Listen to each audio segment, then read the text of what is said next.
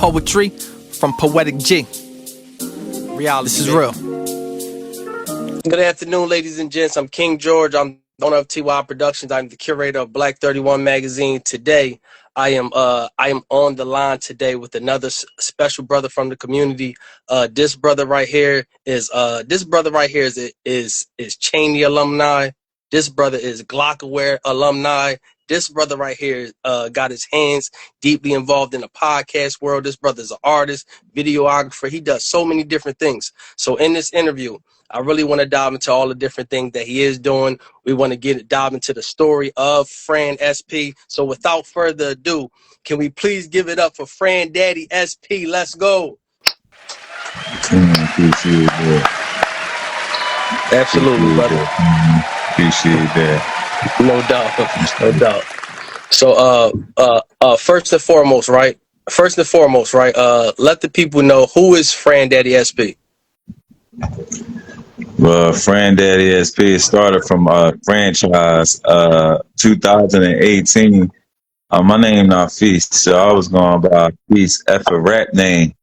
And they was like, nah, bro, we gotta give you a name. So in 2003 is when I actually became the franchise that involved into Frand Daddy SP over time through my artistry. So it was the name that they gave me, you know. That's heavy.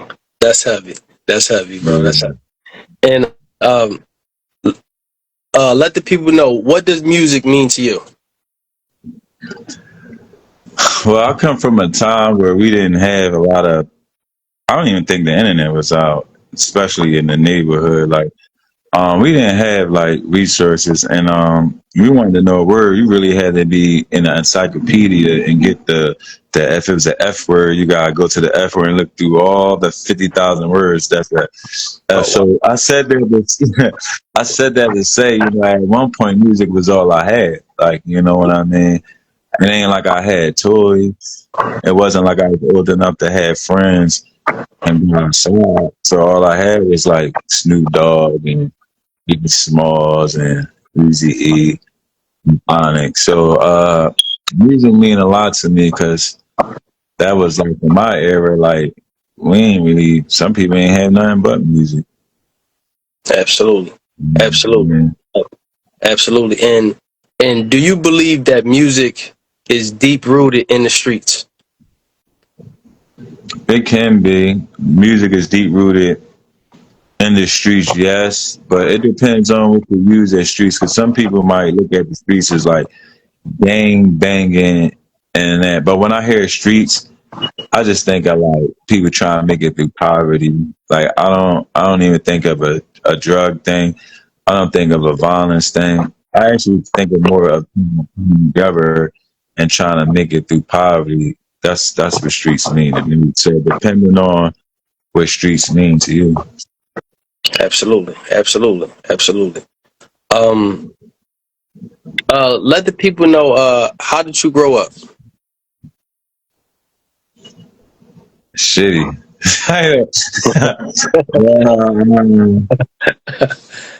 We grew up with a lot of brothers and sisters. Shit. I grew up in a house where probably wasn't nobody. I grew up in a house where nobody was food but the mouse. But it was about like 12 of us in a 2-bedroom house. Yeah.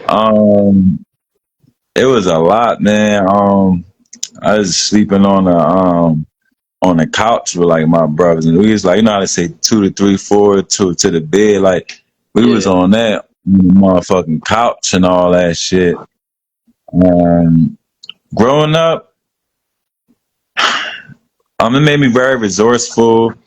It definitely, like all that, like complaining, it taught me how to don't talk about what you don't have because you don't have it. You got to focus on what you do have, because that's actually how you obtain things. So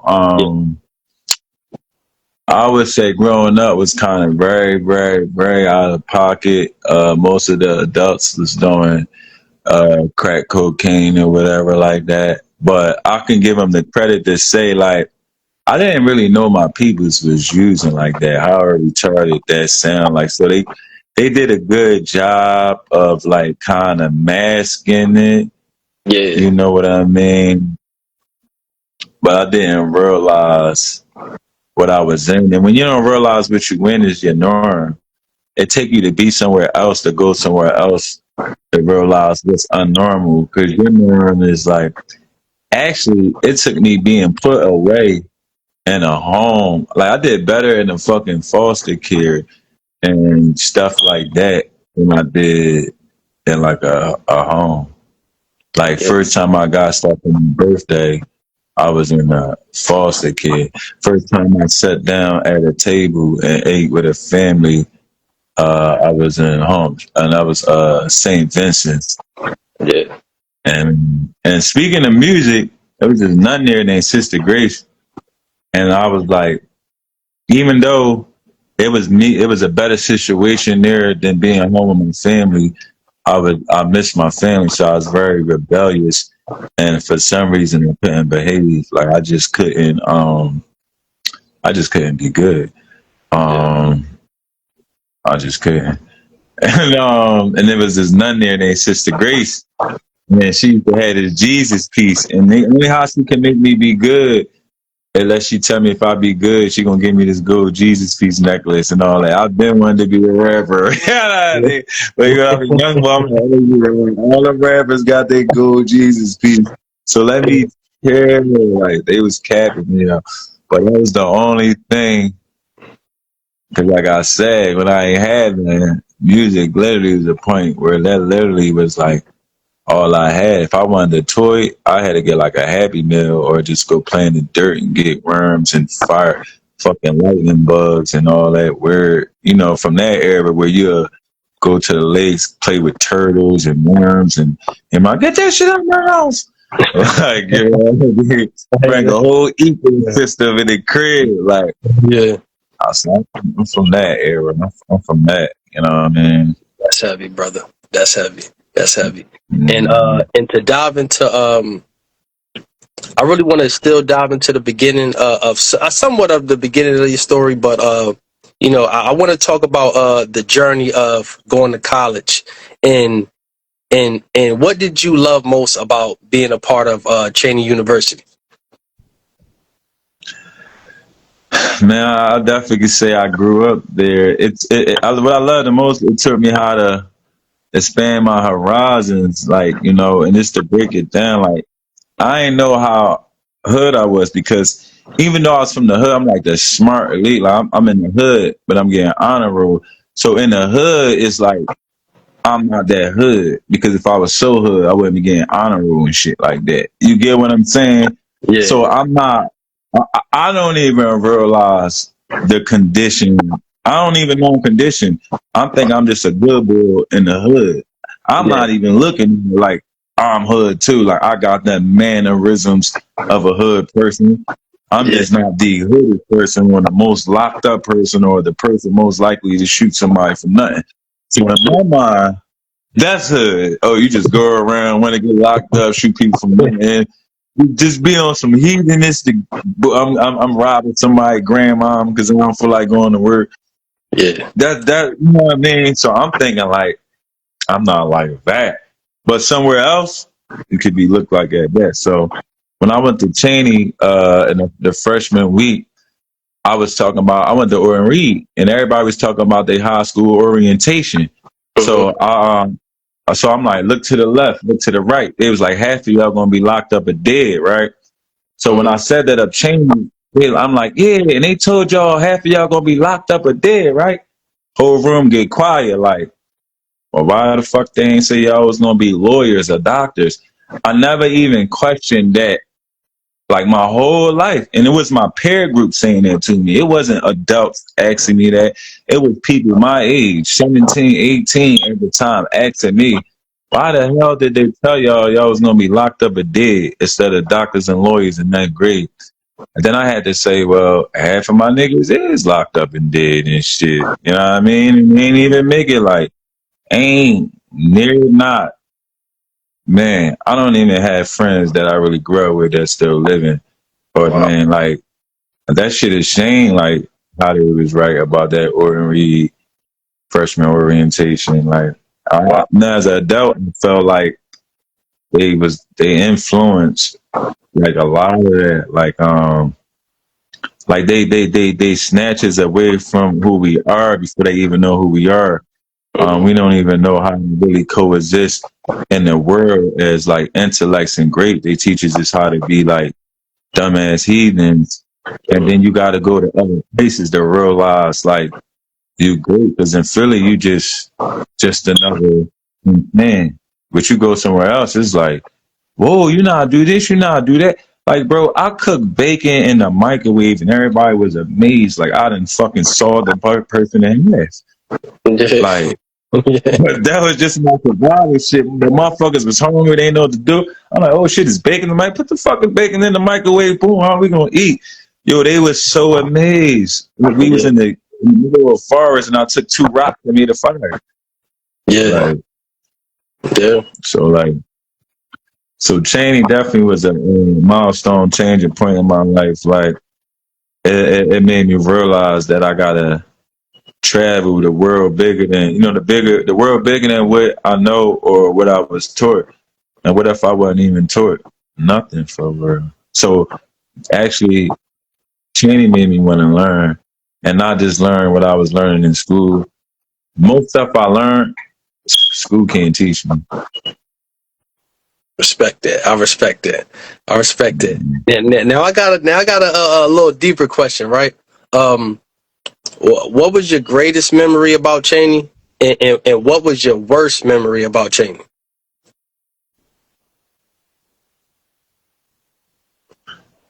Man, I don't like to be ignorant, but I ain't gonna lie. My greatest moment at Cheney is I had to be ignorant. I'm coming outside Ada George's. You know what I mean? The cab. That's the cab. And I go out there and it's like booties is shaking everywhere. It was like, man, I'm like, yo, what's going on? It's the same song playing over and over again, over and over again. I said, I said, dang. I had to go up to the DJ. I said, yo, my man, whatever song that is, bro, don't turn it off, man. Just keep playing that. So this man out here loose. And I said, by the way, my man, who sang that cut? He was like, Soulja Boy. She got, I said, oh, I got respect for Soulja Boy. I hated on Soulja Boy so bad. Like, he called me. Or when that song dropped, that joint turned, I'm talking about, I came out the cab. I was amazed. So I'm like, I don't know why that moment, it was probably because I didn't like Soulja Boy, and I had to respect a black man hand that day because it was like back to that music thing and that energy, and maybe how that drum pattern just wow, it just simple and it was just something new, and it got everybody, oh, what's this, and got re in line with the jungle or something like that, and like. It was way better, like parties and all. Like, but you expect a party for somebody just to play a record outside in the open, and it was just an energy. Like I ain't. That was my first time bear witness in something like. And it's like you had to be up a college on the college campus to get it. It's like block party vibes. It's like, but I don't know. But my worst part is I had got locked up on my college graduation night, so I didn't get to actually enjoy it. And I wasn't doing nothing but being black on a Friday. And Mayor Nutter was the mayor at the time, and he was implementing a stop and frisk. So the fact that I got locked up for some nut ass stop and frisk in my college graduation, and this bull was at Cheney that graduation having a commencement speech. Like, so ironically, this was the motherfucker speaking that year at Cheney, Mayor Nutter. Wow. Like, you the reason why I literally had nothing. Like, so that was my worst moment because I done did all that stuff and I got my graduation day and night far from me from stop and frisk. Like, that just messed up my Cinderella legendary story. Like, and it was embarrassing. You know, my family really thought I did criminal activity, and people didn't show up and show out for me for my graduation because the whole world got back to the street that I'm locked up, and you know they gonna instantly think I was selling drugs or whatever like that. But Yeah. they really locked me up for riding my bike through a red light, a bicycle, beat me up and everything. So like that shit felt like roots at me without the leg chopped off. Damn. Damn, I feel you. Um, That's heavy. and the KKK, no, I gotta add this because this is like, it's a lot of experiences, but I'm speaking on stuff that I never ever seen before until I Yeah. actually got to the campus. You feel me? A lot of Yeah. experiences I had before, but um, it was this guy, a big fat guy named Big Mike. He was an RA in Yarnell. I was already in Truth. I never was in Yarnell. I started in Truth when I first got there. It was destined for me to be lit. You hear me? But Yeah. there's this guy named Big Mike. He was like, "They're coming! They're coming!" Oh shit. And I didn't know what he meant. And he was talking about the KKK and shit, right? So me and my man, we standing out there, we trying to wait to see who coming. And so you see the KKK, you see the flags, and they actually came up there burning shit, like burning crosses, like the shit was crazy. But for some reason, we didn't run. And I could tell we ain't know no better. So short story short, me and the people I was with, though we can fight the KKK and shit. And we was for a little bit, and then it got crazy, and it was like, call the cops. So that's the day I found out the cops is the KKK. Not all of them, but in certain regions, yeah, when we called the cops, we was filming them, like doing the shit to the cameras or whatever. The cops came, they took our phones, they broke our phones, they broke our camcorders, they fucking sick dogs on us. They sprayed mace on us. It was on it. This was in 2003. It was a little bit of coverage on it, but not a lot. But that was the craziest shit ever.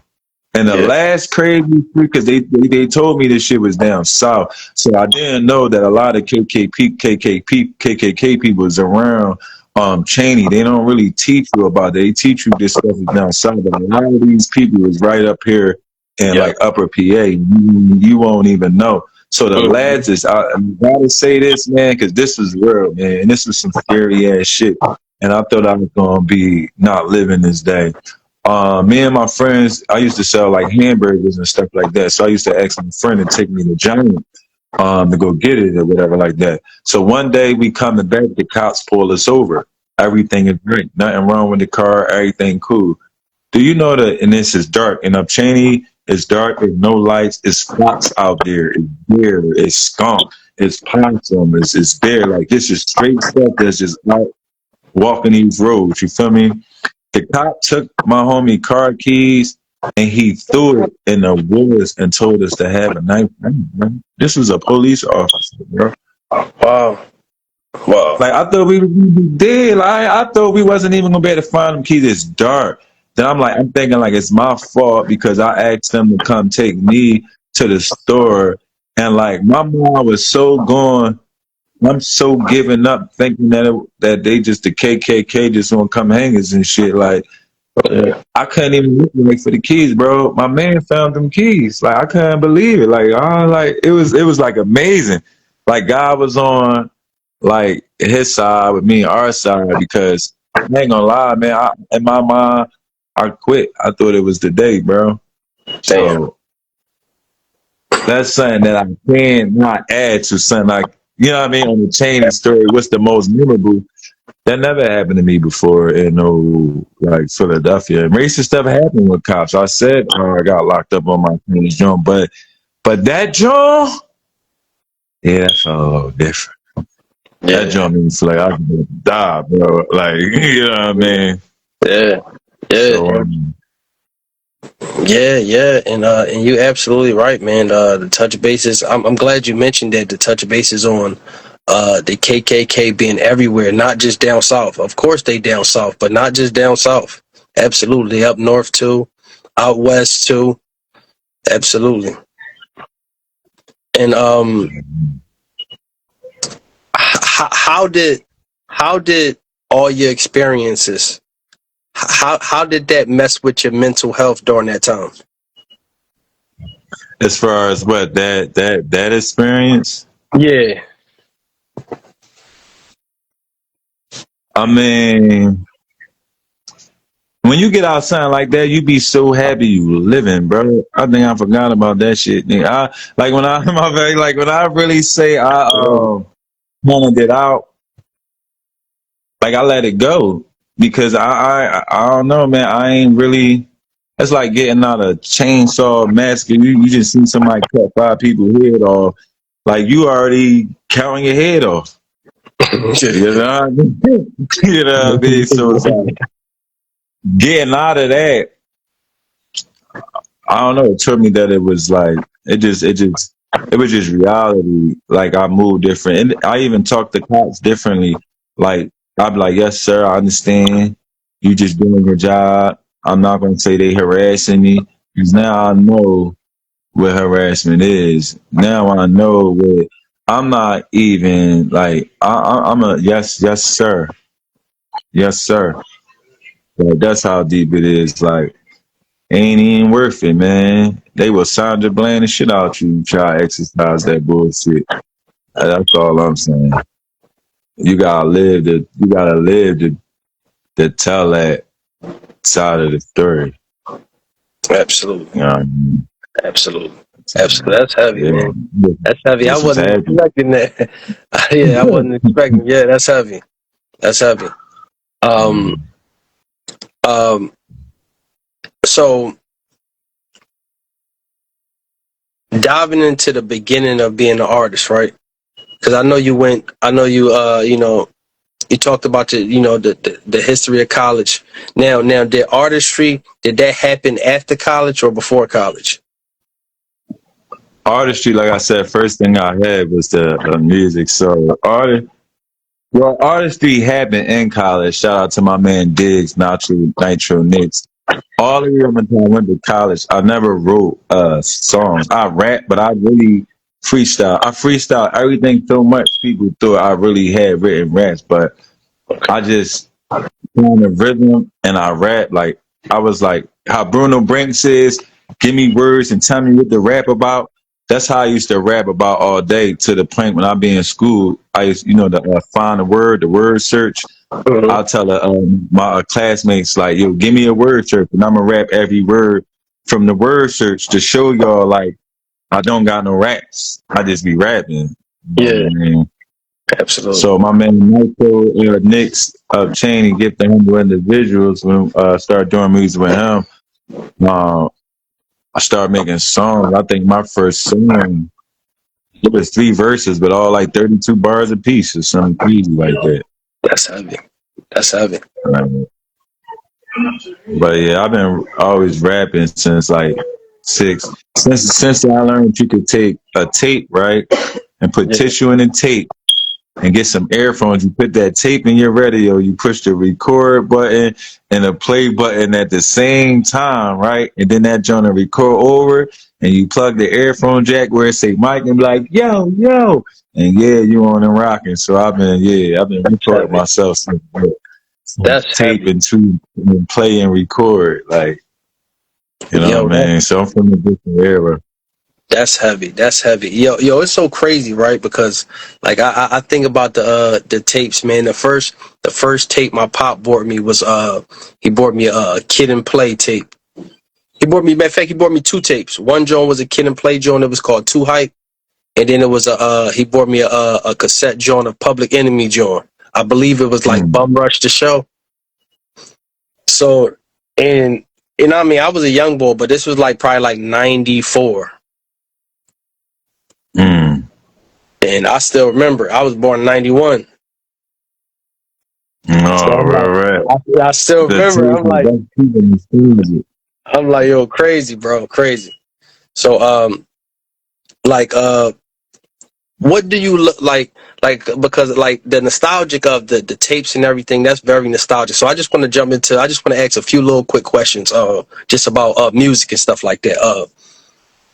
Um uh Wu-Tang or LOX? The Locks. Okay, that's heavy. They both my boys too. Raekwon or Ghostface Killer?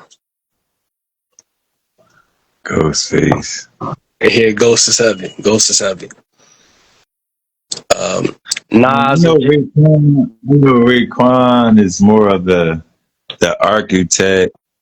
It's crazy because it's always the face that get more attention and recognition yeah. than the person who built the shit. The captain of the shit don't get as more attention as the person that built the motherfucking boat. Like it's Yeah, crazy. yeah. But go ahead. Uh, It's like Nas or Jay Z?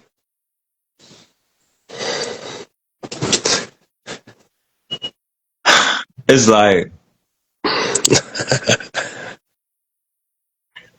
I ain't gonna lie, I listen to way more Jay-Z, right? I ain't gonna hold you, right? I feel you. But as a grown up, like what would really resonate with my soul, like I would have to go with Nas.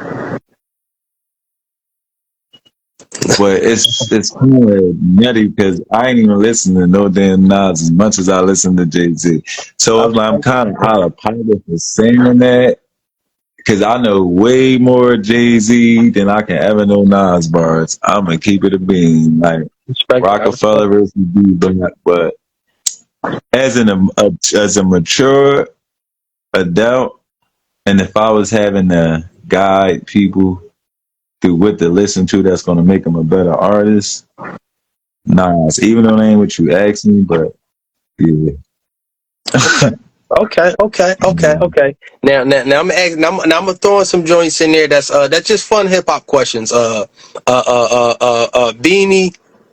Siegel or Jadakiss? I'm gonna keep it real from South Philly, so I'm gonna pick Beanie Siegel over everybody. It don't even matter. I don't even care.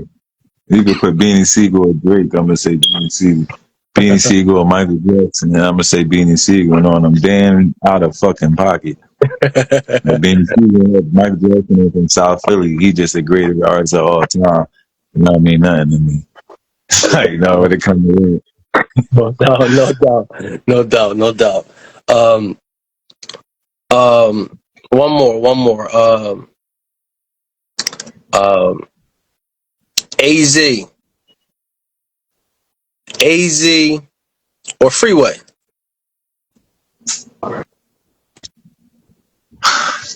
That's a crazy bet though. That's way two different times. Um, like I ain't listened to enough AZ. I want to be fair, so I don't want to just pick Freeway because I will, but I didn't listen to enough AZ bars to compare it to, No so they doubt. ain't really fair. No I don't doubt. want to do AZ like that. I ain't listened to enough AZ bars. No doubt. No doubt. Give Oh, me somebody. somebody bar that you listen to. Okay, I'm gonna say ooh, all these artists I mentioned to is all artists I love too. All artists I fuck with. All artists I mess with. But I'm gonna give you somebody different than AZ. Um,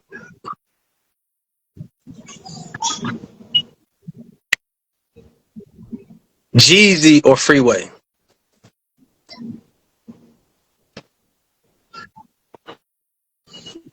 That was a crazy jump.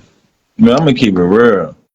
I ain't never even liked Jeezy like that. So I'm gonna definitely go Freeway. Like No, all this snow, man. When Jeezy came out, everybody gonna act like they sell dope in 90 pounds of bricks. See, I ain't never nope. Even when he had came out with we them boys with Puff Daddy and them little group, like, you know what I Yeah, yeah, mean? I hear that. Yeah. Right, yeah.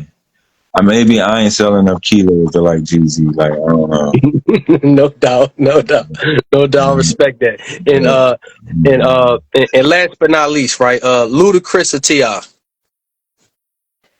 Ludacris.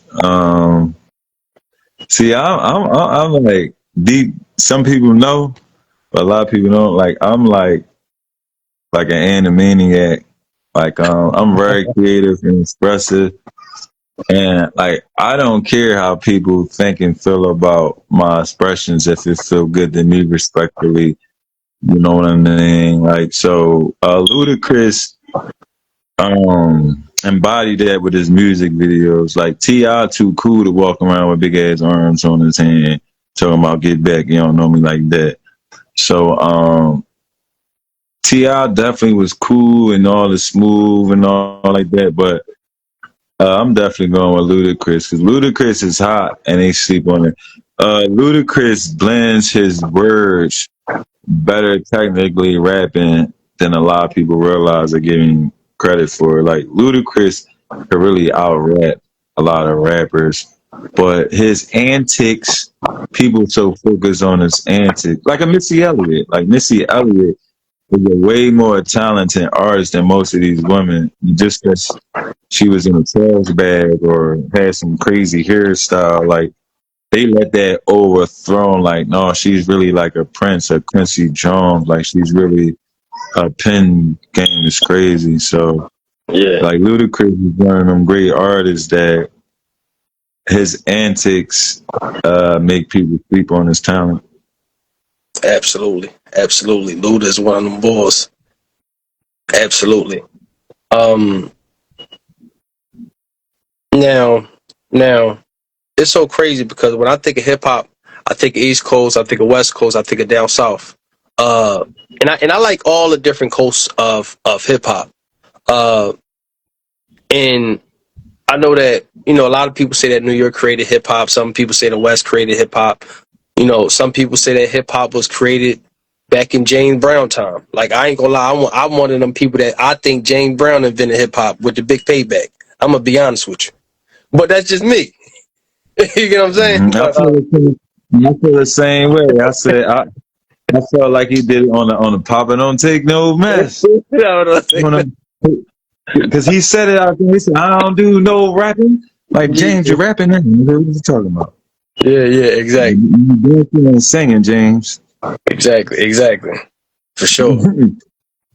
So, to dive into radio, because I know you are deeply involved in radio. Let the people know, why is Glockaware Radio one of the greatest internet radio stations that we have today?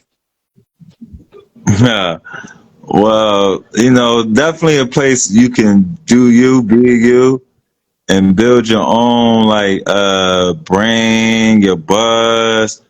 You can definitely your merchandise. And it's a hub. And sometimes you just might need to chill and just need to break and be around other creators, and get better at your creativity.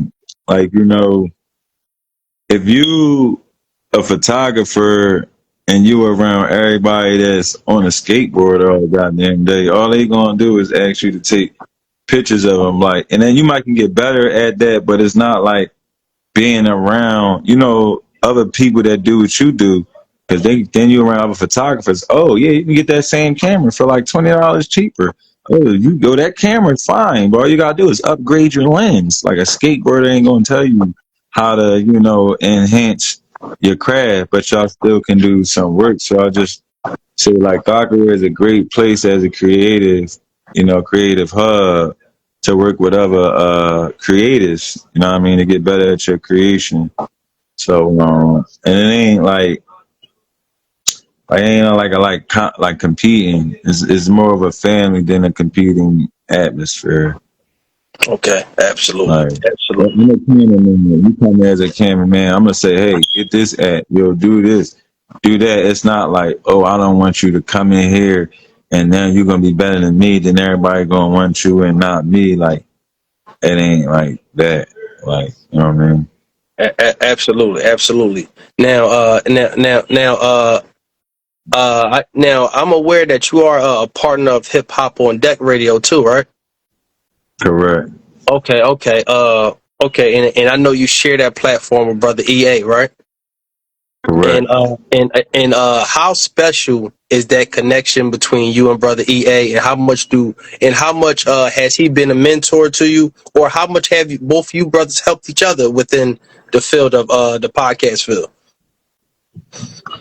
Well, it definitely worked because even though me being talented and can do a lot of things, I don't be in the motion of talking to people and shit like that. Like I rather like stay to myself. And people always used to tell me you can't sell a secret.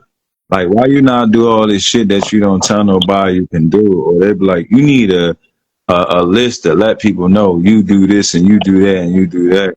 So that's where definitely EA helped out. Is like, if I don't want to say shit, I still don't gotta say shit. You know what I mean? Because that's OG department. You feel what I'm saying? Like, dang my department, and then it's like back to what I was saying. Like, you want to be good at something, you gotta at least do it with people that been doing it before you, or got the environment to host your talents or your skills. You know what I mean? So if I keep being around all these people that's not doing what I'm doing, I'm gonna wind up doing what they're doing. Because majority rules. You know what I'm saying? So it keeps me in the feel of what I want to do. You see what I'm saying? So it's like you can hang with your homies, but I'd rather hang with the professor because I already maxed out of the expectations. I know, all right, with my homie, we go Chinese stir, we're gonna get some backwood. Somebody can say, what's up with the somebody gonna say, what's up with this shorties? Like, I mean, it's yo, you trying to go down to the gym. It's the same thing, but you know what I mean? When you with your professor, you always out on the field as a day of learning. You never what you're gonna come across. You never learn. So it's like, I'd rather be in the world learning, getting better instead of circling the same blocks. Like, you know what I mean? So it definitely it's definitely helpful for my growth and what I want to do and in my career, and it keep me away from doing things I don't need to be doing in the first place. Somebody at his age, they said, hey, yo, let's go after the show. Let's go to the bars. We was up with some bitches. No, let's go to the crib. We're going to be productive. Let's set up this stuff. Everything is about how to get this next dollar or how to put together this next foundation. You know what I mean? How to, so everything about that ain't nothing about being goofy, if you feel what I'm saying. Absolutely, brother. I respect it. That's heavy. Absolutely, brother. Absolutely. And let the people know where they can find you at, because I realize this interview is getting so deep. I want to stop it right here. I want to pick back up in person and do part 2 so we can piece it all together, because I know it's going to be so much to talk about. But absolutely, man, let the people know where they can find you at. They can find me everywhere, Fran Daddy SP, on all platforms. You know my saying. It's Fran Daddy SP, but I love it when they call me Skinny Big Papa. Shout out to my late great grandpa William Walters. That's where that Skinny Big Papa comes through. You know what I mean? So that whole thing, they think it's some pimp stuff, but no, it's actually in my lineage. It ain't an image. You know what I mean? It's in my bloodline. You know what I'm saying? This so my grandfather told me to carry. He said, stay smart, you know what I'm saying? Get an education, keep that money, and represent for the last name. So Skinny Big Papa is my way of honoring my grandfather. So everything is calculated. Ain't nothing like I'm just going around with self-proclaimed prophecies, making shit up. Everything is even my bloodline, lineage. Like this is my spirit. Everything I'm on, I walk with that every day. I respect No it. gimmicks. Everything in my lineage. You hear me?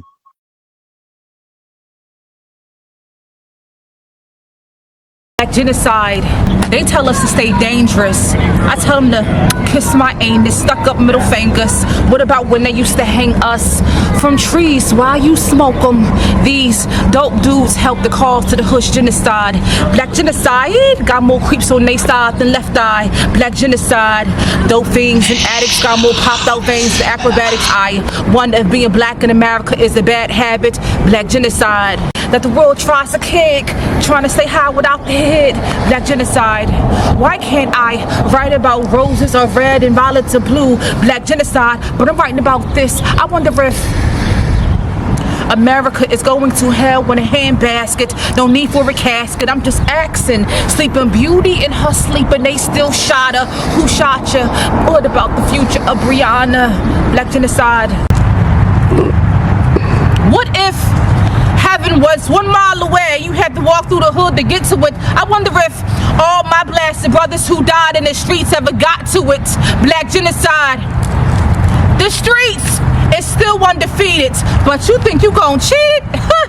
Will you believe it once you're stretched out in them red bleeding? Black genocide.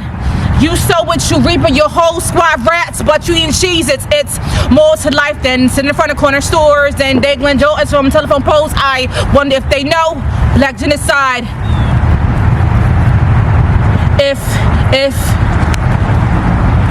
If hell had a limbo, the hood would be it though. Hit the glass ceiling, make a meal without the window.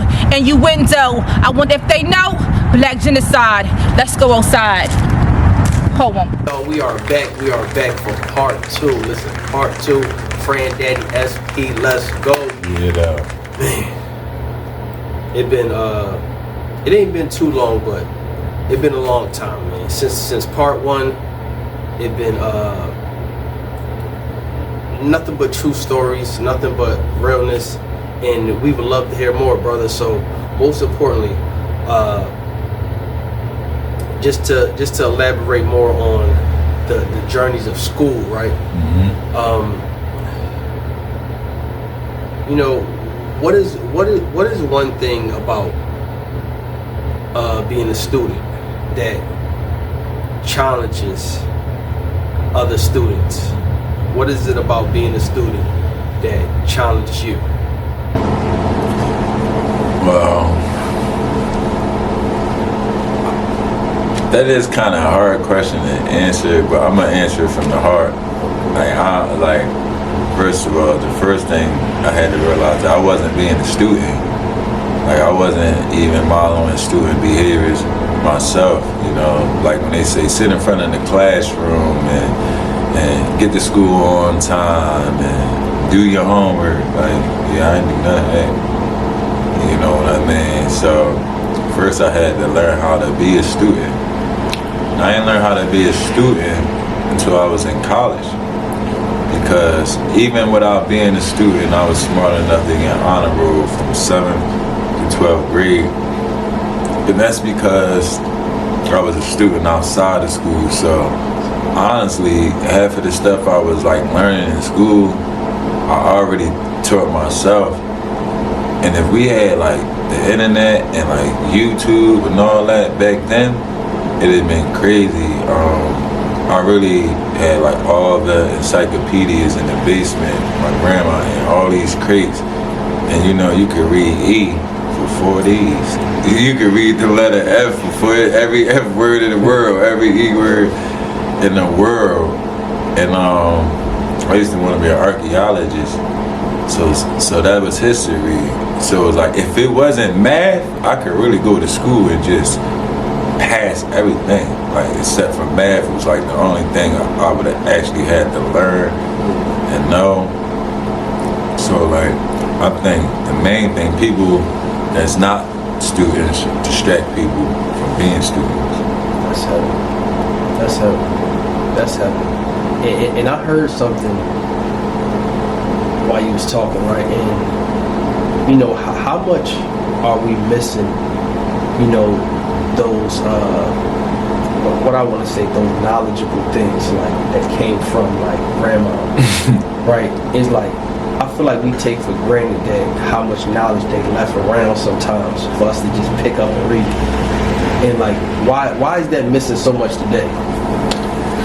Well, I can't really, answer, but I learned a new term. What they said, this just my like opinion, not fact. You know what I mean? Knowledge. You know what I mean? But me working in the school, knowing that grandma's now is 37. Grandma not grandma, she grandma. Grandma name not my grandma name was Charlotte.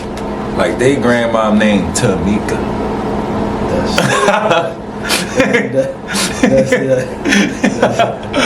So I mean, that's just all assumptions, you know. I mean, I'm assuming we could start there. Like my grandma did drink, but I don't really remember her like perks turning up. Like I don't think my grandma had an Instagram or Facebook. Like, you know what I mean? So these grandmas is busy nowadays, you know what I mean? And it's still some original grandmas that hold it down, but grandmas and grandpas is our age nowadays. And I think,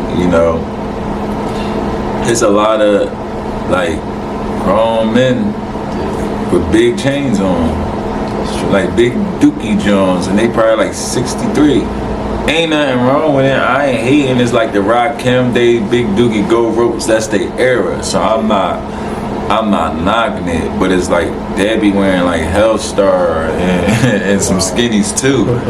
Like, you know what I mean? So like my pop dressed like a player, hat, feminine. You know what I mean? So those type of people got certain type of morals that may tell you something different.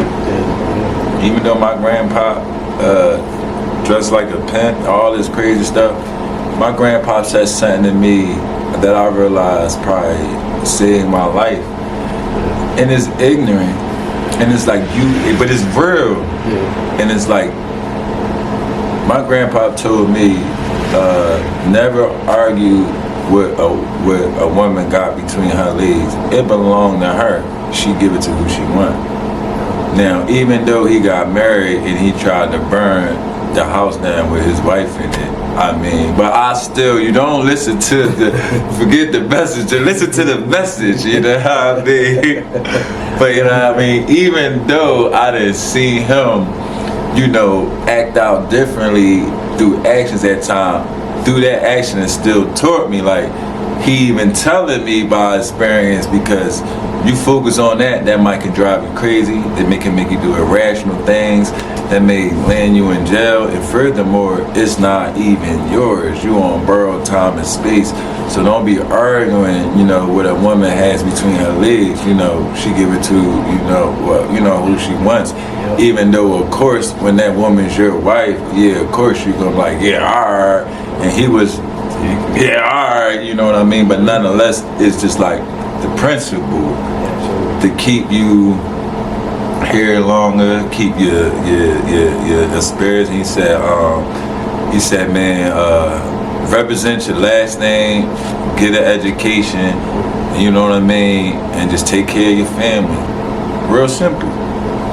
That's it. We sat back, we talked a little bit, and honestly, you have a program where you go into schools and you do different things. Explain that entire program, what you do with that program, what is the good news all about. Let the people know what it's about. First, I gotta shout out Pastor World Irons from Overbrook. He showed me how to be a boss. I was a program facilitator, just thinking about being just like that, at 24, when he went away, he would say, you get to run the whole program. And I'm like, thanks, people with master's degrees, these people way older than me. I don't even got run the program closed yet, you hear me? Like, I think at this time I needed the jacket, to keep it real. Like, I wasn't even, I had the braids, I had the Meek Mills Jones, the individuals that look like they dreadlocks after a while. So I was just graduating. I wasn't even comfortable with my professional attire or appearance. So I was actually afraid, like, no, I don't want to do that. Like, no, man, you could do it. Yo, the kid's gonna listen to you. The kid's gonna listen to you. That's all he used to say. And I'll be like, he be like, you got it. I mean, to the point, like, and I'm saying this because I gotta give credit to William Irons, Mr. Bill Irons. It's not like I wouldn't believe in myself, but it's important what he taught me. Now, if I would just been running it by myself, me being young and all that, I'm not saying that I would have effed it up, but more than likely, could have effed it up, you know what I mean? That's a big prestigious position for a young man, and they scared because it's high school girls. I'm young, so they think I'm gonna be all with the high school girls and all this weird stuff. Like, no, none of that ever on my record. But anyway, Mr. Bill was like, man, you could do it. And I'm like, all right. So I get a phone call by the owner of the company, prestigious white woman. She flat out called me and says, Bill says you can handle it. Look, don't F this up. Flat out. Flat out. So then it's like, it hit me like, did this man just put his job, it sounded like this man just put his job on the line for me. Yeah. So now that gave me pressure, like, it's bigger than me now. I can't mess it up for me, and I can't mess it up for the next time he try to put another man in a position. He said, oh, remember that last bull? Like, no, because we listened to you last time, you know, like that. Yeah. And he really went up to the bat, you know, fired for me. So short story shorter, that taught me how to implement programs, you know what I mean? That taught me that I had to empower people, you know what I mean? So first and foremost, my program start by was interest, and I empowered them with their interest. So first thing I did was videography, photography, yeah, but they all want to be rappers. They all want to make beats. They all want to be in the studio. So that's the environment I created for them, you know, and I didn't teach them nothing that they didn't want to learn. Oh, I got a photography program. Who don't want to take pictures? It's like, okay, we doing the movie. Hey, all right, well, you the writer, you the director, you take, you know, all through the interest, I could break it down and give them different subject matters and jobs, you know, pertaining to their interest, opposed to me forcing a curriculum on them, you know what I mean? So it never felt like school. It's like I'm tricking them into their learning by giving them what they want. So just to skip all that, I just had to give y'all just a brief of where I even come from with these programs and things of that nature. And a good fast forward, the new program that I'm developing is called the Good News Program. You look on the news, 8 black males shot in the middle of the hood for over Michael Jordan. Someone stole an iPhone, and you know, it's just a whole bunch of hate, whole bunch of negativity. So it's like, it's a lot of great things we are doing that's not getting promoted. There's a lot of beautiful people doing beautiful things for our growth and in the trenches and not getting recognized or noticed. So therefore, the program that I'm implementing is called the Good News Program, where we get these children and they tell the story from their perspective, from their lens, from like, oh, why is there violence in the street? Like, why is all these grown people answering for these kids that they not outside with them? Let them tell them we're never going to know what's going on. We're never going to know how to solve nothing if we keep narrating their story. Let them tell their own story and teach them how to tell it in a positive way. You know what I mean? Only thing they learn is, oh, she on my he on my joint, oh, you a hater, just that and third.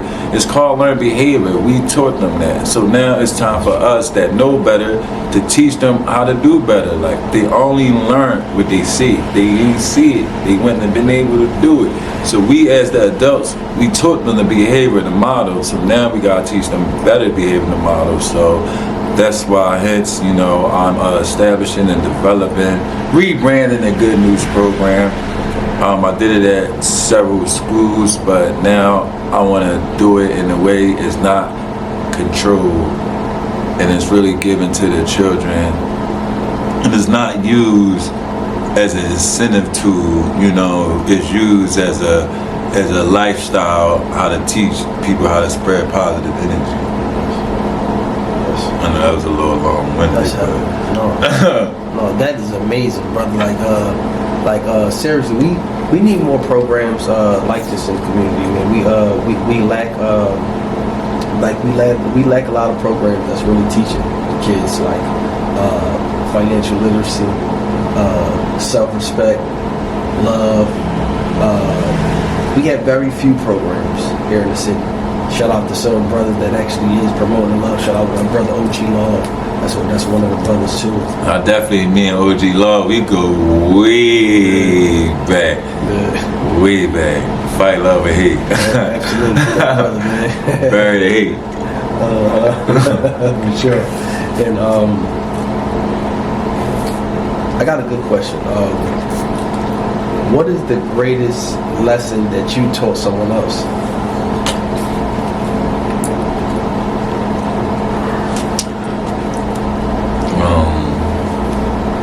The most, I say this lesson, the most cliche, corniest lesson ever, man, and it's be yourself.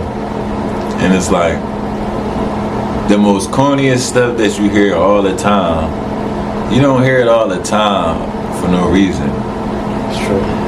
And it's like be yourself is truth, because we gotta learn behavior, so therefore you learn how to be a wannabe. Mm-hmm. And you might not realize you're a wannabe and you're not being yourself.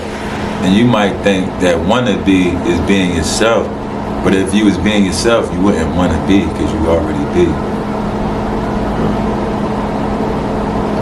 See what I'm saying? Like, you're not acknowledging your gifts, you're not acknowledging your goals. So that's this self-conflict which is in yourself. That's why you're not happy, you're not feeling good. Because you being everything that's what you're not. What you think you're supposed to be. But you haven't even, you know, it's like, what do I like? What do I enter? I don't like when people treat me all messed up. Okay, how do you treat yourself? You're so focused on how everybody treats you and what people do to you. How do you treat yourself? What are you doing to yourself? Do you focus on your self-inflicted wounds? Do you treat yourself better? Do you think about everything that you did to yourself, how you can treat yourself better? Like, start there. Absolutely. So it's like, that's ultimately my, you know, with anybody, like, treat yourself good. Like, yeah, people gonna do stuff to you all the time. Bad things gonna happen to you, but like what did you do to yourself that you can fix? You work on that every day, you're gonna enjoy being yourself. That's heavy what you was. That's heavy. Wow, that's amazing. And wow, that's amazing.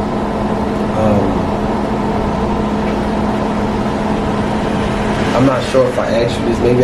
I'm not sure if I asked you this. I'm not sure. Maybe I did ask you this. But I just probably want to bring it up again. What do you love most about yourself? Man. I wish I was such a conundrum, a bittersweet, but I'm like, cause it's probably the same thing I love about myself. It's probably the same thing I kind of hate about myself. Like, I love, that's the duality with me. You know what I mean? It's like, I love that I can love unconditionally. Like, do what people say to me, do what people have done to me. I ain't saying that I'm over everything and don't get back petty about some things, but all in all, like, I was able to let, you know, a lot of things go, man. And able to love unconditionally. And that's a talent, that's a skill, that's a trait. Like, what can I get from you? What have you done for me lately? If I can't get nothing, why would I help you get something? So I'm that way with too many people that's not in return that way back. And to me, and it hurt. It like hurt. And and then sometimes it's hard to gauge. So it's like I love the fact that I can unconditionally love, but that also make you a target. That's true. That's true. Now, I feel that. I feel that. I absolutely feel that. Now, this is like a deep question, but it's also tied into what you were saying. Now, what are some of those what was one thing in your life that you knew that you had to literally let go,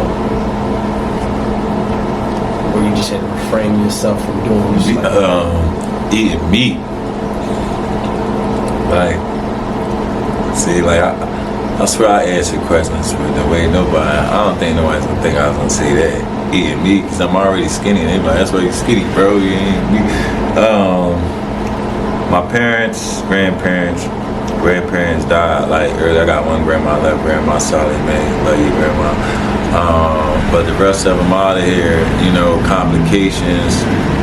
The gout, the high blood pressure, the sugar, all these things. And my mom got cancer right now. My dad got a stent in his heart, and it's I wanted to be around, God willing, to help my children out as they adults.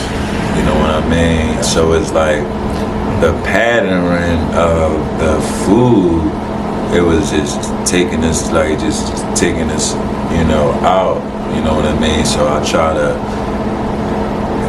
my kids still eat meat and stuff, but when they with me, they really don't. But I don't draw. Once in a while, I let them, get it, but I don't really buy from them. They eat like I eat. So when they go back with their moms and stuff, they probably be so happy to be able to eat some chicken or something like that. But you know what I mean? Yeah.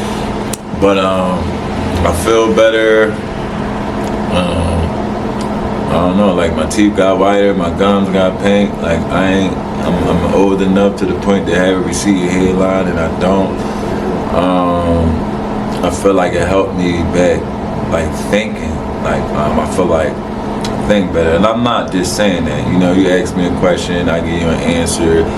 You might not eat meat, and you probably die and break down from not having nutrients. I don't know how it's going to work for the next person, so I'm not out here just saying, yeah, be vegan and change your life and this, that, and the third. I don't know what's going to change your life. You know what I mean? Absolutely. Might be eating a pork chop sandwich for all I know. Not my business. Yes. But definitely, man, that definitely changed things. I feel like I'm making better decisions. I'm even thinking about credit. I never cared about credit, working on credit. I got a bunch of student loans, and I effed up, and I got all these hundred thousands of stuff, and I ain't making hundreds of thousands a year. Man, you know what I mean? I was scared of that. And now I'm even on that. I'm gonna either I got rid of $96,000 in student loans in 6 months, and I got it right on my credit card. I could put it to the camera and show y'all, but I don't want y'all to have my full information. But yeah, I think it just changed my chemical, balance. Whatever the blockage was, shit wasn't getting to the pineal gland, and I stopped being a thinker and an imagination and an inventor. Wherever I had as a child that was poor and struggling, but it still made me great because I could use my brain and think things through. That changed to being a predator, acting like an animal, scrapping around for bones and bloodthirsty to survive. It's it had me like an apex predator. I just feel instead of being I'm not saying I still don't do it, but it's let me think if I need that. Nah. Absolutely. Respect that. And to go back into the vegan diet, right? What do you believe are the maximum benefits for your body, specifically when it comes to the vegan diet? And what are some of those what are some of those positive things that people can do with the vegan diet? Like mention like certain things like some of the foods that you have in your diet, like strawberries, blueberries. What is it? All right, I'm gonna say the first thing I had to learn is don't fake yourself out. Like, don't be going in a restaurant and they got, we vegan barbecue chicken wings. Yo, there's not vegan barbecue chicken wings. It's a slab of tofu with some teriyaki sauce on it. Don't even think it's gonna even taste like chicken, because it's not. Anything you want to taste like in your mind, go home and make it that way. You know what I mean? So that's first and foremost, you know what I mean? You eating to like, live, you eating living food to feel vibrant, so it's like you're alive. So that grape or that apple or that orange is alive with you, is vibrant with you. So I say the most thing, for me is understanding like just staying vibrant and staying in high energy. Like if you eating all this dead stuff and your body like and you are what you eat, like another old thing that they always say, but if you think it's for nothing, you know what I mean? So if they just killed this chicken and it was like and then that's the last things on the chicken and you ate that chicken and you like, dang, well, I'm feeling like like I'm just feeling like, you know what I mean? It's still a soul, it's still something, you know what I mean?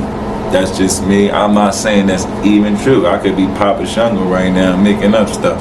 But, for me, in my mind, I feel a difference. I'm more pescatarian, I do eat fish from time to time, but, I'm trying to not as much, but I do, you feel me? And I'll be like, I'm a Pisces. You are what you eat. Back to that. Like, so I'm like, oh, well, I am a Pisces.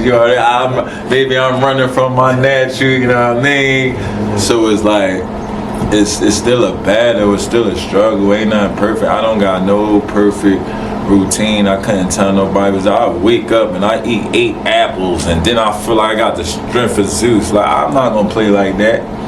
It's hard. We live in a food desert. And some days I just eat noodles and give up.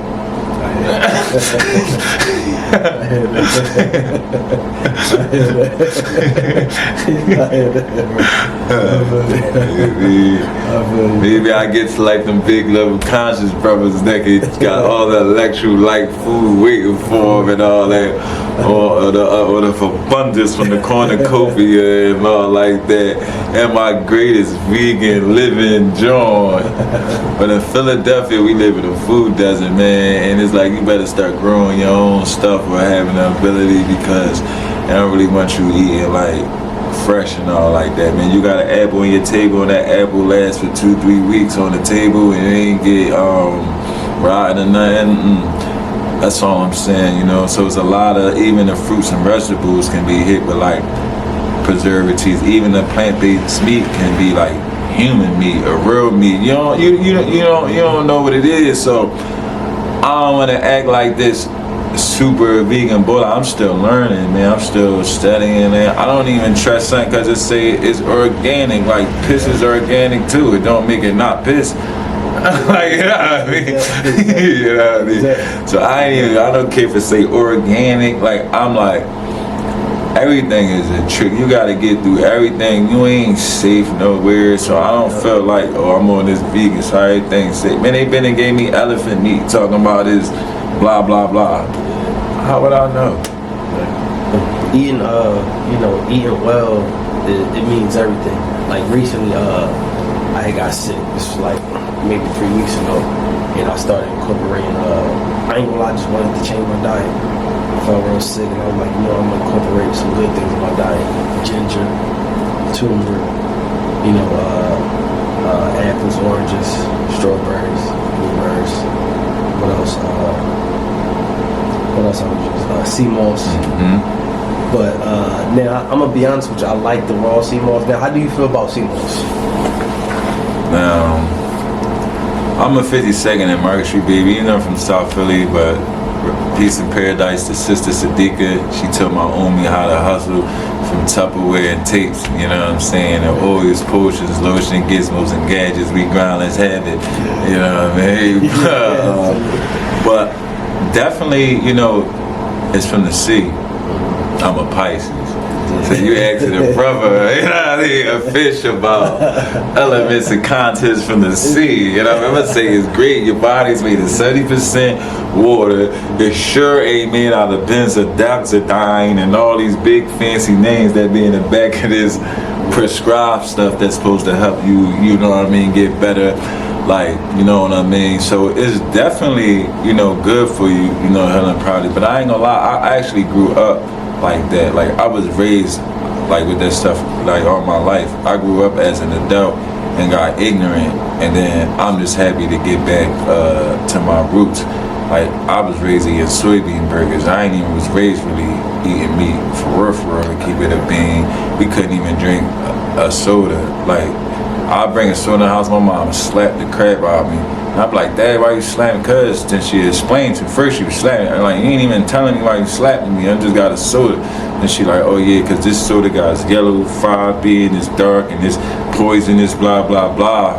So I'll try to get slick coming at you with a cream soda, like this joint all clear, yo, what you talking about? Ain't no yellow, ain't no brown. Get out of there. She'd be like, you know what I mean? So I already had it like in me. I just had to like go back and get it. And it's crazy. Now I give it to my mom. I be like, dang, how you eating meat? Dang, how you eating this? You know what I mean? Like, you the one who taught me how to be this way. You not. So sometimes it's crazy. It's like you come back and you be the parent for the parent that was parenting you. And it's like, everybody lose it, bro. And sometimes you gotta put something in your child or your wife or your cousin, cause you gonna lose it and they gonna have to bring you back to it. Like, and that's what I be thinking about me and my mom. Like, she really, I used to really get beatings for trying to eat a bag of chips and not a rice cake. like what? I'm dead serious. Ain't no chips, no Skittle, no I ain't seen like nothing. It was rice cake. If I want to get fancy, cinnamon rice cake, apple cinnamon rice cake. Yeah, that's that. Yeah, that's that. Well, I wish you would get a Reese cup. You better got your head slapped, skin cleaned off. Damn. So when I said, give me a Reese cup, go get me a I be thinking about 400 years of slavery and all. I'm like, but it's definitely because you know her whole, you know what? Yeah, because now she wasn't struggling with like cancer and all that stuff. My mom was skinny. Like, my mom is heavy set to the weight of the like mess on her knees, and she could barely walk. Like, she was never like that at all. Like, never. So yeah, it's definitely the food is drugs nowadays. That's why it's the FDA, the Food and Drug Administration. But I'm gonna leave that alone. Absolutely. Why they put together? Oh, I said I was gonna leave it alone.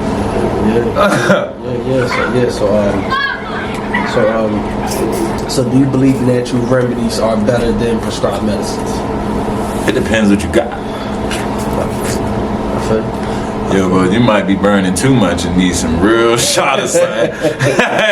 Like, bro, this remedy, bro, gonna take this remedy that ain't gotta be in your system, bro. And you already got all that other stuff in your system. You need a quick shot that's gonna push that right out. You know what I mean? So it depends on the diagnosis. You know what I mean? Like, I'm not like, I'm with it because that's what's consumed in my body. Like, that's my like I've been to pop the perk and felt nasty and weird, and like I don't like pills, I don't like needles. Like I'm already 8-9 years in the shower. I'm already detoxing. I'm already washing my hands 8 times a day. I'm already brushing my teeth 5 times. Like, I'm already washing my face with cold water. Like, you see what I'm saying? So it's my lifestyle. It's not even like Yeah, like if you put a cigarette in my mouth, I've been and probably choked the crap out you and wanted you to die. Like, yo, this positive man acted that crazy over somebody just putting a cigarette in his mouth. Blacked out, like really lost my mind is because even if people get me sick, bro, it's like, yo, man, it's a routine, man. And I've been through enough, and it's like, damn, man, I'm trying so like hard to keep that negativity off me. To keep like, is a routine, bro. It's a lifestyle, man. You take your health personal. Like, you feel like somebody, oh, you just trying. My mom, oh, you trying to get me sick? Like, really black. Oh, y'all mad? Cause y'all been sick all year, and y'all ain't seen me blow my nose. Oh, you want me to blow my nose? You hate? Yo, I mentally go crazy, like real rap. I ain't even hold you, and I went crazy several times, real rap, just because I felt like somebody got me sick on purpose because they was hating because I wasn't sick. Like, it get that. Absolutely. Cause you be so, I'm trying to tell you, bro. You like keep stuff clean. No, I'm gonna keep it beam. I'm gonna tell you what it is. So when you dwindle down all this stuff, like, you know, like I had 3 carrots today, 1 apple, 3 alkaline waters. Don't none of that says runny nose. Don't none of that say scratchy throat. Yeah. So now, where was I at and what was I doing to that? Damn, I told him I don't drink this damn Coke. Damn, where that cup come from? I don't even like drink out of nobody cup. Like, I need a plastic cup and a straw with the plastic on it. So Dad, it was when I drunk that Coke out that regular cup. I didn't do my routine. I did something outside. That's how you get what I'm saying. I get it. It's like routine matters, bro. I'm gonna be honest with you. Like prime example. Like when I see, like, when I'm inside the crib, like, I like stuff to be clean. So like if I don't clean, I gotta clean it, or I'm like, yo, you gonna clean that up? You gonna do it? Cause I just like to see stuff clean. Cause I just feel like that's how it should be in the crib. Like, we shouldn't have to come in the crib and see nothing. You feel me? Yeah, I'm messy. I'm out of pocket. Like, I can do better than that. Like, it ain't gonna be like no food. It ain't gonna be no John. But even just to find 1 green sweater, it's like clothes everywhere right now. I'll be back. I'm gonna fix that John. I'm gonna get it together, but I ain't gonna let it stop me getting to where I got to go and none of that. You feel me? Like, so yeah, I could do better. I've been like messy like all my life. You know what I mean? But not like messy with people in relationships, but just always on the run, always on the move, and like, dang, what I'm aware today that's gonna represent me right. You know, I've been misrepresenting myself a lot, and misrepresentation caused a lot of judgment, and I let people judge me a lot, but I ain't know no better. You know what I mean? People gonna judge you anyway, but you just don't help them with the judgments. Exactly. Like, you know what I mean? Can't help you. Yep, absolutely. So honestly, right, what would you say to the next young brother, right, to that he knows that he's fighting in between, what would you say to the young brother that's fighting in between the negative and the positive? The young brother is right in between. He's dealing with all the things at home. He's dealing with all the negative things, but he also want to do something positive. What do you tell the young brother? How do he find his way to overcome these obstacles that he going through? Everything you're doing right now is preparing you for your future. Life is about balance. If you don't go through a tough situation, you don't know how to deal with a tough situation, and you might mess up your good situation, not learning how to deal with a tough situation. You know what I mean? So life is about balance. Ain't nothing too good and ain't nothing too bad. If something too good, watch it. When things is too bad, eventually gonna get good. It can't get no worse. You know what I mean? So it's like, you're gonna learn more from things being real bad and things being real good. Things being real good, you be complacent, you can lose your drive, and then it's gonna be another dog that's gonna snatch everything from up under you, and you ain't gonna even know it because you're so comfortable. So, you know, that balance is that wisdom, that what we call negativity with pain. It's like sometimes you gotta get to the huddle, and if things ain't going right, run the option route. Don't let that play. Your experience taught you, oh, this gonna be messed up. This joint gonna fail, because you already been through those things. So you get up there, and coach might say, oh no, that ain't gonna work, bro. I'll see you. And your coach said you that, but you on the field, you see the blitz coming. Coach used to be in the, he know it, but you in the game, you know, oh well, I did it because he said it. But you got control of your life, your family life, your children life. You got the ball, run and play, run your movie, and whether you do good or whether you do bad, stand on it in confidence every day. And eventually, you're gonna become the greatest man alive. Yeah, elaborate on Philly Storm Fashion. Let us know how it started, what it's all about. Oh man, some of the people that hit the scene and did their thing. Oh man, but Philly Storm and Fashion is actually how I even got to start working with EA Eric Holland.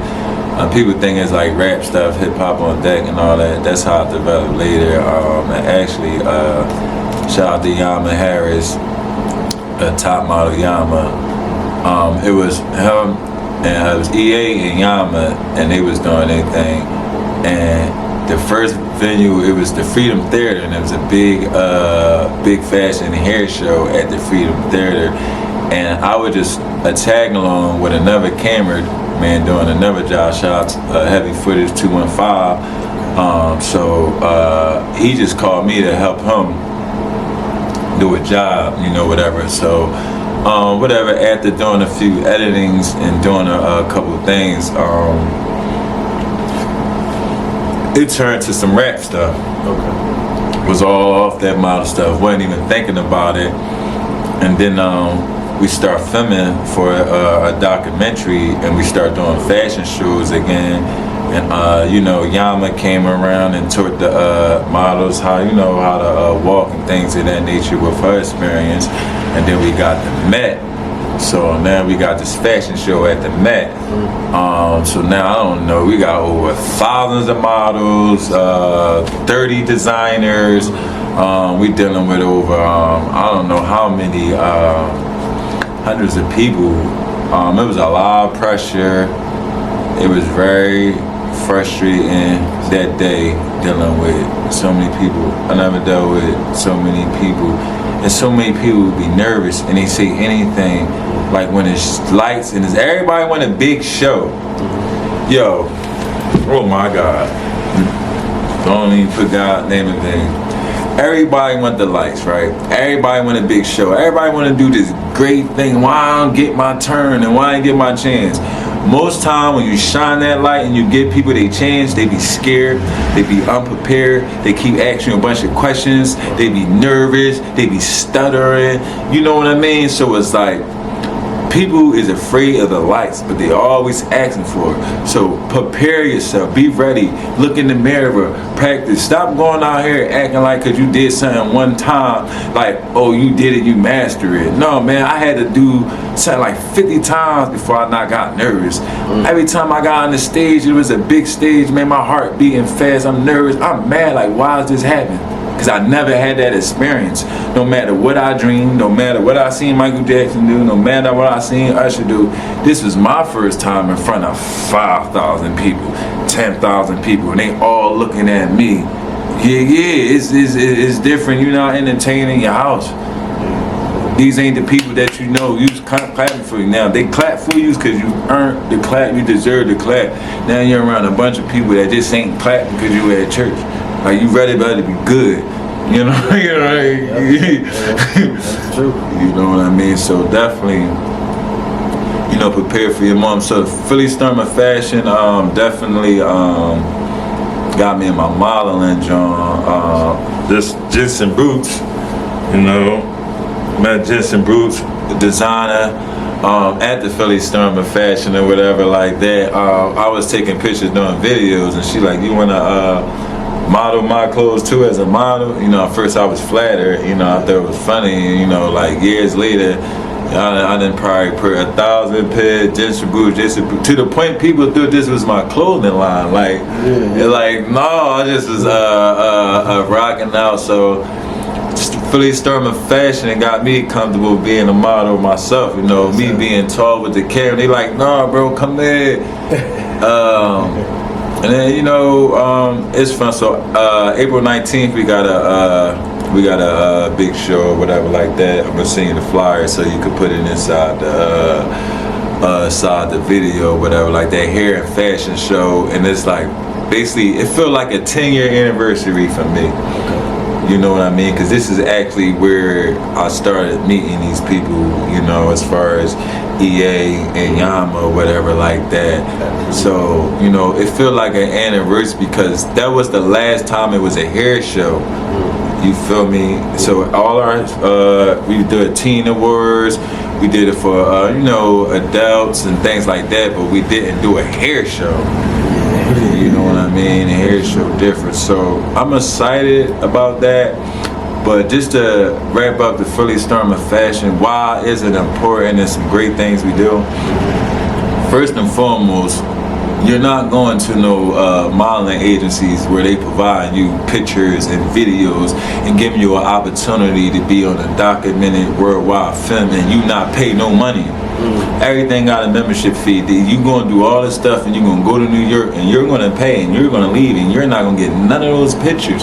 Like you know what I mean? So we're not perfect, you know. Yama, she got married, she's having a baby, congratulations. So now that's me and Eric, we two males. So yeah, we're not perfect, like, you know what I mean? But at the end of the day, we're not charging these people, we're spending our money to help give people a portfolio. We're not saying you gotta be 6'8" and 122 pounds. You could be 5, you can be handicapped, you can be 89, no discrimination. No, if all you gotta have is a positive attitude and willing to take instruction and direction and don't be in the way. Exactly. Oh, y'all not this, that, and the third. Yeah, and we not charging you, and we not doing this, and we not that. So I don't care about us not being New York Fashion Week. You know what I mean? Absolutely. None of that, because go ahead, go there. They not gonna accept me. I know their profile. I know their criteria. Like, you want to spend your money to catch buses and trains to go to New York for what? To become what? Like, no disrespect. But with us helping you build that portfolio, you could say, hey, this is what I have. You know what I mean? This is what, you know, so we helping people. Man, shout out to Ferris Cares, shout out to Miss Bernice, man. It's people that was babies that got their own model production agency now. Like we did Antonia, shout out to Herman Morales, was a young baby model. Like she's killing it. So so the biggest thing about the Storm of Fashion is the confidence and the development we gave and charged people nothing.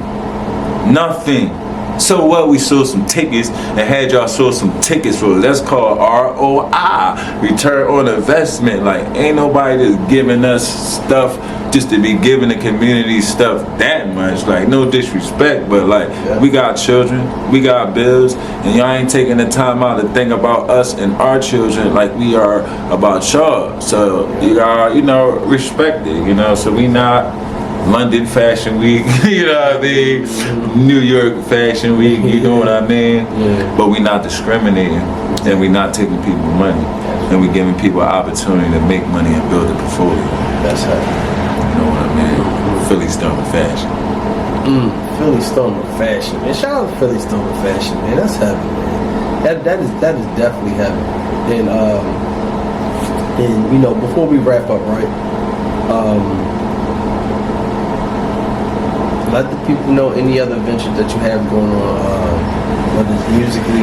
I know we haven't talked about music enough, but you know, let the people know like the other ventures that you have going on. Well, I definitely got music going on. I'm gonna definitely start doing it more.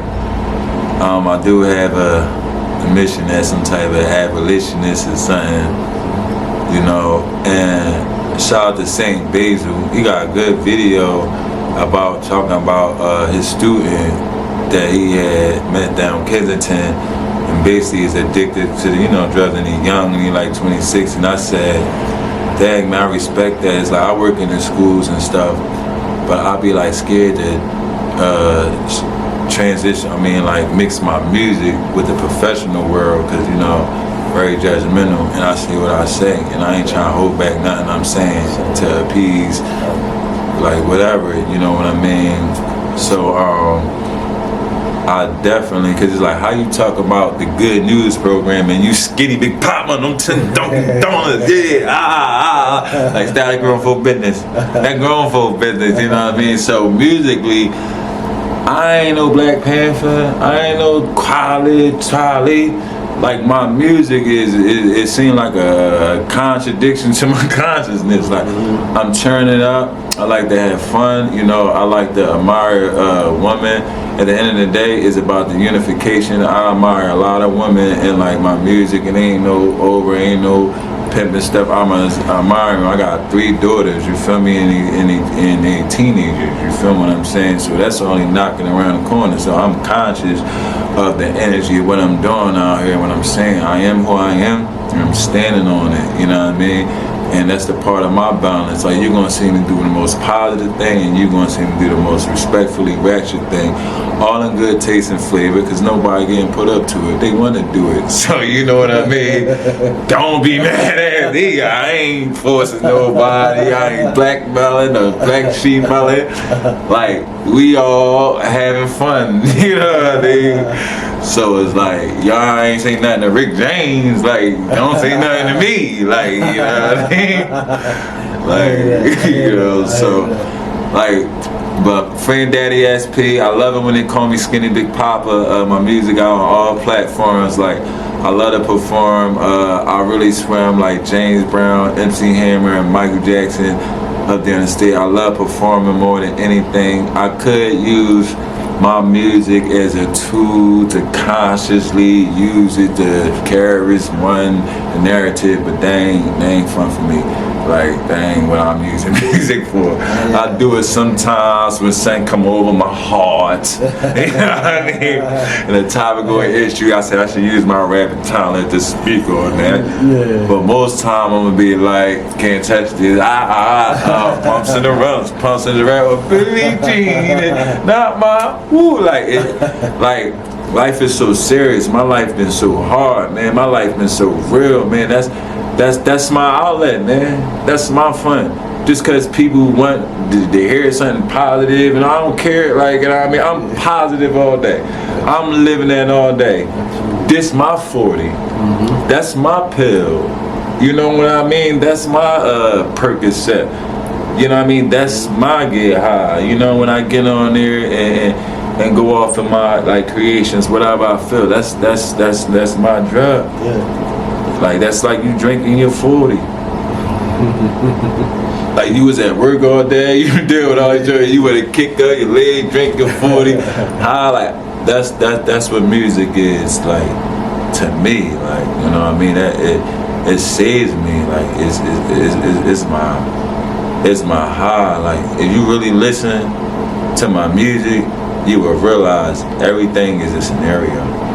Everything is a topic. Everything is a moment in life. If you had a coma and you woke up 50 years later, you gonna understand what I'm saying. Because I'm not saying Prada, Gucci, BMW. This what I'm saying is hard working. You ain't got no choice. It's heartbreak. You ain't got no choice. It's separation, anxiety, it's health, it's spirituality, it's ending like this stuff ain't going nowhere. This part is the essence. So my music is more to invoke essence and motivation, you know what I mean? So even if it sound like pimp stuff or girls are shaking their butt, no, that's the bait. Listen to what I'm saying, hear what I'm saying, you really listen to my words, like, now you get caught up looking and all like that, like, no, that's your fault. Like, I seen a Tupac interview, And he said, is you trying to make people do something with your lyrics? He said, yes. And the reporter was like, what? He was like, think. That's it. So my music, ultimately, I'm just trying to make people think. That's it. That's heavy. That's amazing. That's some heavy duty. Let's give it up. Yo, let's give it up for Fran SP. Let's go. And one more time, man, let the people know where can they find you. Frand Daddy SP, everywhere, all platforms, YouTube, Instagram. If I ain't on there, it's because I ain't got that platform, you know what I mean? And it might be one of my kids, or like, yeah, I'm so out of pocket. Like my daughters, they took my YouTube, it got their face on it. I left it, I had it, sometimes I think I got a TikTok, but sometimes my son didn't be on it, be my daughter like whatever. But I'm around, but Instagram is always just skinny. Facebook is, you know what I mean, it's just me. You ain't gotta worry about no kids on that or whatever like that. Yo, Frand Daddy SP, I love it when they call me Skinny Big Papa, man. Shout out to my guy, Black Magazine. And can I ask you one question before we go, man? I want to ask you one question. You know what I mean? Because like I went to school with his wife, right? You hear I be talking about unification, you know what I mean? And like they make like black love a corny thing, and it's funny you got the Black Magazine, you know. I don't know, I said I'm a 52nd Street dude's baby, you know what I mean? I grew up under the nation. I see, you know, you know what I mean? So it's just like you said, we lost a lot of things as like, you know, black people, and then going, you know, that's the first HBCU. And I don't know, I'm just interested, like, you know, how did y'all like connect?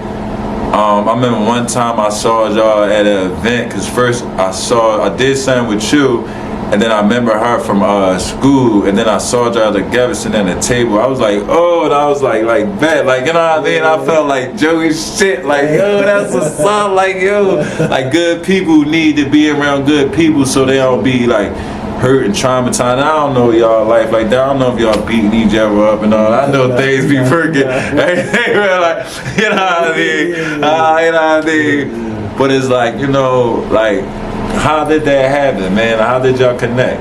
Oh man, so I met my wife. I was doing an event. I was playing poetry event, and you know she do poetry and everything. So I was playing an event, and I was a poet too. So I was playing an event. And I was like, you know, I'm looking for female poets, and I actually found her, and we connected. But I wasn't even trying to talk to her or nothing. I just found a poet. I was like, you know what? I was like, listen, I want to invite you out to one of my performances. So I invited her to one of my performances. She came. We sat down next to each other. You know, right from there, I felt a connection. I'm like, you know what? I was like, I like this woman. So I was like, so she invited me out to go to Baltimore, and then I think once we went to Baltimore together, we kind of connected fully from there. And what time? Like, how long did y'all even know each other? Oh man, it's so crazy. So. No, I'll turn it to the interview. That's so crazy. I knew my wife for about a year. Yeah, for about a year, and then we got married, and we go on 2 years now. Yeah, because I wasn't the smartest person in the world, but I didn't want to just assume that. Yeah. And I guess sitting here at this table got me feeling like, what's one of them bulls? I don't know, Montel Jordan. But also, I didn't even find out that she went to school with my sister. I got an older sister. So my older sister about 4. And my wife about 4. So I'm like 6 years younger. I'm 34. You know what I'm saying? Yes, sir. So yeah. See, that was like, see, that's very interesting, because that did kind of like blow my mind in a good way. And it's like, I wish not like that, but that's another thing that ended. That's another thing we need to like teach people, because it's like you be always in a rush, and people like, you ain't had no kids yet, you ain't had no babies, you ain't getting married yet. It's just a lot of pressure that society and haste make waste, and you might waste your time with the wrong person, just picking any old body, and you're not yo, you got any crazy baby dads? Like, do you get an SSI check for real? We just look at people and we just get together and it's all impulse driven, you know what I mean? Yeah. So I just want to say, you know, good job being patient, diligent, you know, hopefully y'all union can create the next, you know, brilliant, you know, millionaires, the intellects, you know, y'all two spirits and union, you know, I'm only assuming can make some kindred spirits and people with the right state of mind, man, to help us rechange this world, you know, in a positive way for us.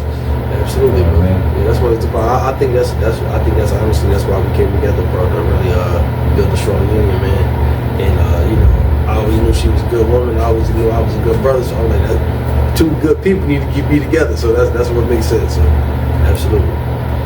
Appreciate you, brother. No, appreciate you. You know, it was fun. You know, interviewing you. You know what I mean? No doubt. Listen, man. Listen, we appreciate you. We can have your favorite artist. We can have your favorite ball player. We can have your favorite motivational speaker. We could have your favorite actor. We could have your favorite actress. We could have your favorite hip hop artist. We could have the little girl down the street with the lemonade stand, or it could be you. We are the platform of truth. We are the home of the champions, and we are the place where we uplift man, woman, and child. Peace and love, y'all. One.